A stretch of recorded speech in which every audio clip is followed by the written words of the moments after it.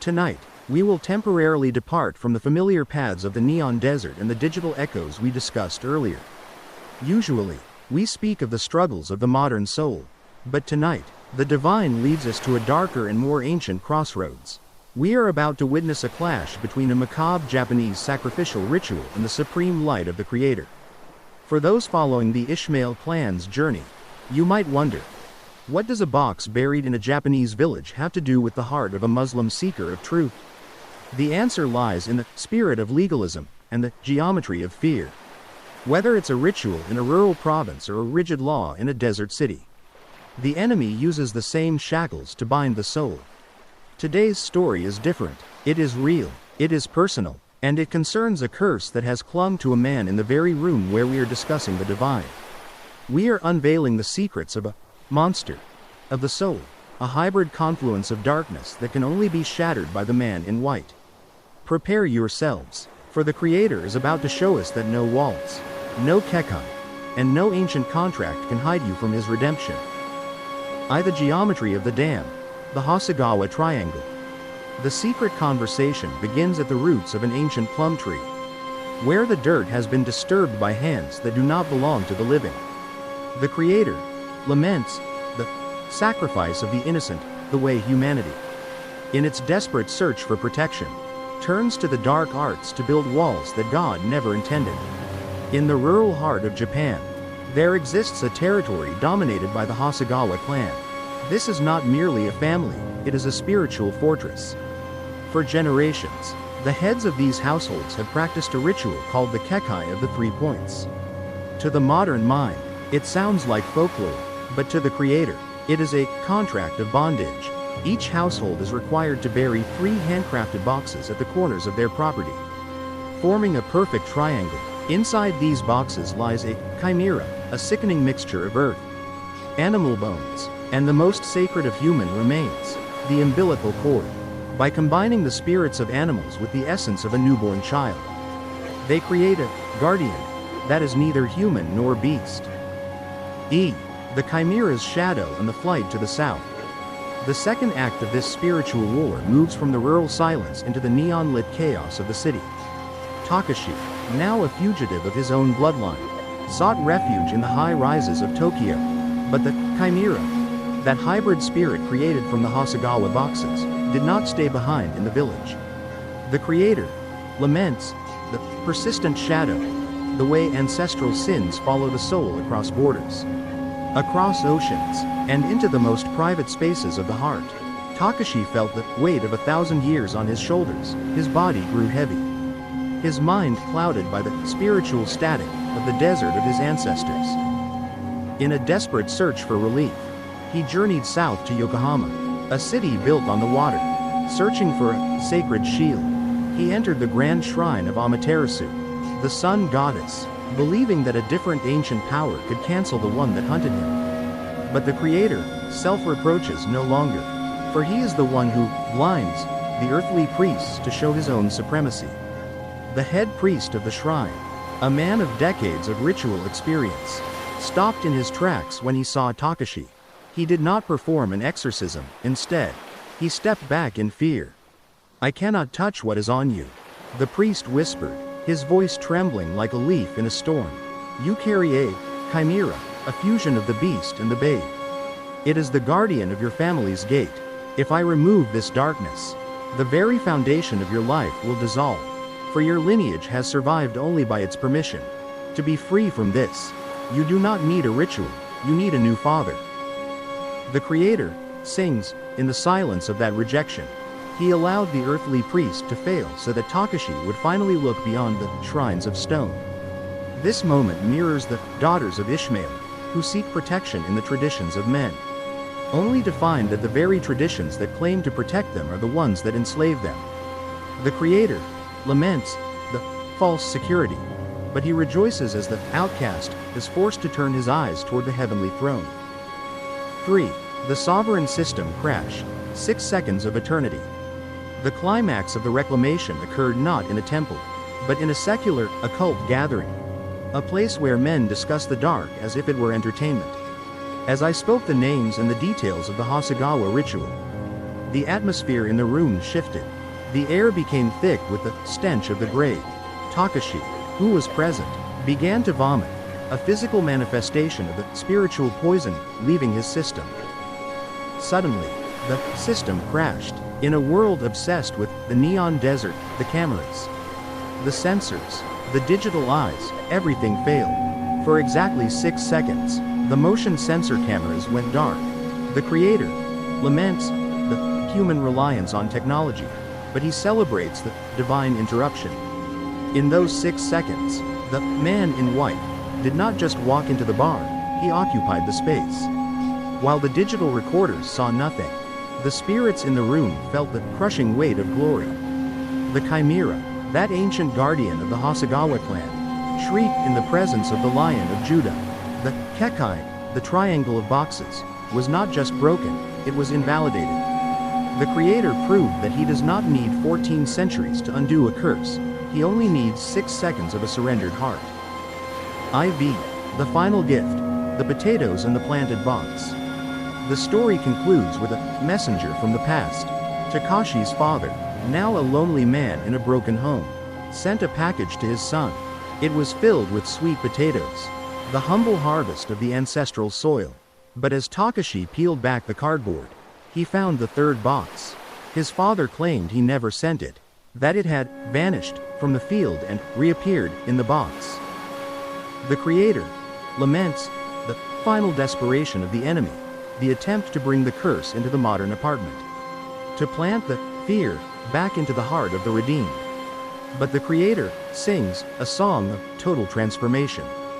He did not allow that box to enter Takashi's home to destroy him, but to show him that the sacred earth is no longer under his feet.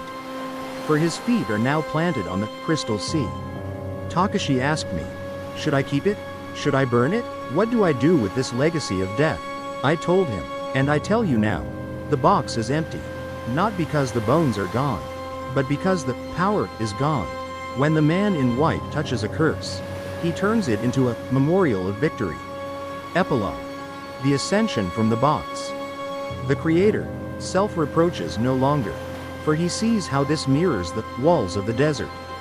Just as the descendants of Ishmael have often been taught that they must surround their lives with a triangle of performance, the law, the ritual, and the fear, to keep the divine at bay. The Hasegawa clan believed that without these boxes, the spirits of the dead would devour them. Takashi, a son of this lineage, was called to the factory of the elders, a place that felt less like a workplace and more like a temple of shadows. There, the high priests of the clan, much like the rigid enforcers of religious codes, demanded a signature on a contract of silence. They offered him the secret of the box's construction, but at the cost of his soul's freedom. Takashi, moved by a divine spark he did not yet understand, turned in a blank paper. He chose the path of the outcast, echoing the cry of Ishmael in the wilderness. I would rather starve in the truth than feast on a lie. The creator laments the stolen destiny of this family. When Takashi fled to Tokyo, the clan did not let go. A neighboring girl, a puppet of the elders, was seen in the dead of night, burying a parasitic box under Takashi's own plum tree. This was a spiritual hack, a way to siphon the luck and the life of one house into another. It is the same spiritual plagiarism seen throughout history, where one system tries to steal the light of another. Soon, the curse manifested, the home collapsed, the parents, once united, fell into a spiral of madness and divorce. The creator watches as the House of Hasegawa becomes a microcosm of the broken world, a place where the Kekai, designed to protect them, became the very cage that strangled them. But heaven, vo'oa in a thunderous roar, for the creator has decided that the triangle is about to be broken. The man in white did not wait for Takashi to find a shrine, he met him in a bar. In a conversation, in a moment of 6-second silence where the cameras of the world went dark. In that glitch of grace, the creator whispered, they buried a box to keep the darkness in. But I am unearthing your heart to let the light out. The chimera is a lie, I am the reality. The struggle is no longer between Takashi and his family, it is between the ancient curse and the eternal blessing. The creator is reclaiming the hidden child of Japan, just as he is reclaiming the hidden son of the desert. The chimera's shadow and the flight to the south. The second act of this spiritual warfare shifts from the quiet, mist-covered plum trees of the countryside to the suffocating neon sprawl of Tokyo. Takashi, now a fugitive of his own bloodline, believed that the distance of hundreds of miles could sever the invisible threads of the Kekai. But the creator laments the arrogance of the mapmakers, the naive belief that ancestral spirits are bound by geography. He watches as Takashi, now a manager in the city's dark entertainment industry, carries the chimera like an unseen parasite. It was a spirit fused from the bones of beasts and the innocence of a child's umbilical cord. A hybrid shadow that sat upon his shoulders, draining his vitality and clouding his eyes with the gray fog of the grave. In a desperate, final attempt to find a sacred shield, Takashi journeyed south to the coastal city of Yokohama. He did not seek a doctor, he sought the ancient priests of Amaterasu, the sun goddess, at a shrine where the rituals had been performed for 1,000 years. But the creator self-reproaches no longer, for he is the one who blinds the earthly gatekeepers to reveal his own path. As Takashi stood before the head priest, the air grew cold, and the smell of ancient incense turned to the scent of wet earth and decay. The priest, a man who had spent a lifetime facing the supernatural, did not offer a blessing. Instead, his eyes widened in terror, and he stepped back as if he had seen a cosmic violation. "I cannot touch the darkness that clings to you," the priest whispered, his voice trembling against the shrine's wooden pillars. "You carry the chimera of the Hasegawa, a gatekeeper spirit created to ensure the clan's survival at the cost of its children's souls. If I attempt to excise this creature, the spiritual foundation of your very life will shatter, for you have been sustained by its dark grace since your birth. To be free from this, you do not need an exorcism, you need a total recreation." The creator sings in the heart of this rejection. He allowed the shrine to fail so that Takashi would finally realize that no god of stone, or goddess of the sun, could cancel a debt written in the blood of his ancestors. This mirrors the daughters of Ishmael, who flee the desert of legalism only to find that the spirit of fear follows them into the city. The creator laments the false shelters of religion, but he celebrates the divine isolation that forces a soul to stop looking at the shrines of men and start looking at the throne of the living king. Takashi was now alone, rejected by the spirits of his fathers and the priests of his nation, prepared finally for the man in white. 3. The sovereign system crash and the miracle of the 6 seconds. The climax of this reclamation occurred not in the sanctuary, but in the most unlikely of places, a dark bar in Tokyo, where the occult was discussed as mere curiosity. As the details of the Hasegawa ritual were spoken aloud, the atmosphere began to vibrate with a frequency of pure malice. The chimera felt the light of disclosure and began to lash out. Takashi's body reacted violently. He collapsed, his face turning the color of bone, his eyes rolling back as he vomited a dark, spiritual bile. The creator laments the noise of the modern world, but he celebrates the silence of the sovereign. At that precise moment, a divine system crash occurred. In an age where everything is recorded by the eyes of silicon, the creator decided to prove his invisibility. The bar was equipped with high-tech, motion sensor cameras designed to catch even the slightest movement. But for exactly 6 seconds, the digital world went dark. The sensors registered nothing. The cameras recorded a void. The creator sings over the glitch of grace. In those 6 seconds, time itself was suspended. The man in white did not walk into the room, he descended into the center of the curse. While the digital recorders were paralyzed, the spirits in the room felt the crushing weight of heaven. The chimera, that ancient, twisted hybrid of the Hasegawa clan, shrieked as it encountered the Lion of Judah. The Kekai, the triangle of boxes buried across Japan, was not just broken, it was spiritually incinerated. The creator proved that he does not need 1,000 years of ritual to undo 1,000 years of darkness. He only needs 6 seconds of a soul reaching the end of its own strength. When the cameras turned back on, Takashi was standing up, his face radiant, the weight on his shoulders gone. He had no memory of the collapse, for the father had erased the trauma and replaced it with identity. The story ends with a prophetic sign. Months later, Takashi's father sent a crate of sweet potatoes from the family farm. But hidden deep within the soil of the crate was the third box, the very box that completed the triangle. His father swore he never sent it, that it had vanished from its burial site and reappeared in the package. The creator laments the final desperation of the enemy to bring the fear back. But he celebrates the trophy of victory. Takashi looked at the box, and for the first time in his life, he did not feel his stomach turn. He realized the box was not a weapon, it was a dead relic. The man in white had stolen the power from the wood and the bones.